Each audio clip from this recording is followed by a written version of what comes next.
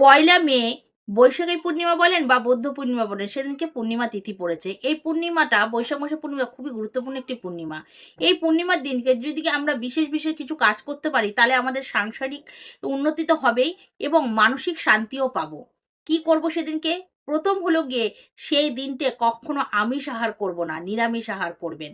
চেষ্টা করবেন সেদিনকে নিরামিষ কিছু রান্না করে ভগবানকে ভোগ অর্পণ করার। আর সেদিনকে কারোর সাথে কোনো রকম কটু কথা বলবেন না। ঘরদোর তো প্রতিদিন পরিষ্কার পরিচ্ছন্ন রাখেন। কিন্তু সেদিনকে বিশেষভাবে আপনারা ঘরদোর, ধরুন আপনি একটুখানি সন্দম নুন ফেলে দিলেন জলের মধ্যে ঘর মোছার সময়, বা একটুখানি কর্পূর ফেলে ঘর মুছবেন। আর হলো গিয়ে সেদিনকে মা লক্ষ্মীকে বিশেষ করে মিছরির পায়েস রন্ধন করে ভোগ অর্পণ করবেন। লক্ষ্মী পুজো তো করবেন, তার সাথে কিন্তু নারায়ণ পুজো অবশ্যই করবেন।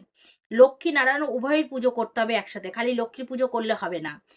আর হলো গিয়ে সেই পায়েসটি রন্ধন করে মা লক্ষ্মীকে নিবেদন করার পরে যে প্রসাদ হবে, সেই প্রসাদটা তোমরা অবশ্যই কোনো ছোট বাচ্চা, সেটা 5 বছর থেকে 10 বছরের মধ্যে যে কোনো শিশু কন্যাকে তোমরা সেটা প্রসাদটা পাওয়াবে। সেটা সেই শিশু সংখ্যা অবশ্যই বেজোড় হতে হবে।